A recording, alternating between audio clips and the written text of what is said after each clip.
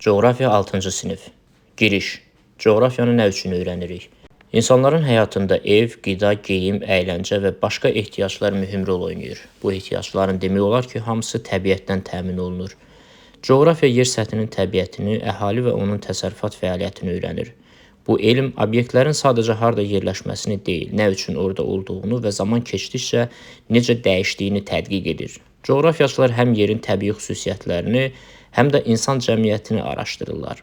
Coğrafiya ənənəvi olaraq fiziki və insan coğrafiyası olmaqla iki sahəyə bölünür. Son dövrlərdə insanın təbiətə təsirinin artması ilə əlaqədar coğrafiyanın yeni bir sahəsi, ətraf mühit coğrafiyası sürətlə inkişaf etməyə başlamışdı.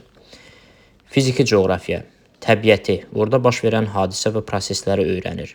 Məsələn, dağların yaranması, vulkan, zəlzələ, fırtına və başqa coğrafi hadisələr, həmçinin onların baş verdiyi ərazilər və səbəblər fiziki coğrafiyanın öyrənmə sahələrinə aiddir. İnsan coğrafiyası, insanları, kənd təsərrüfatını, sənayeni, ticarəti, nəqliyyatı, fərqli mədəniyyətləri və onların dünyanın müxtəlif yerlərində məkan və zaman baxımından dəyişməsini öyrənir.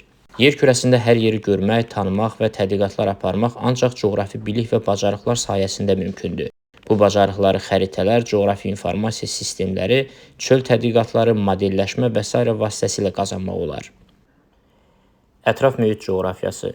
İnsanın təbiətə təsiri ilə ətraf mühitdəki canlı və cansız aləm üçün yaranan problemləri, bu problemlərin yayılmasını, ətraf mühit üçün yaranan riskləri və bu risklərdən qorunma yollarını öyrənir.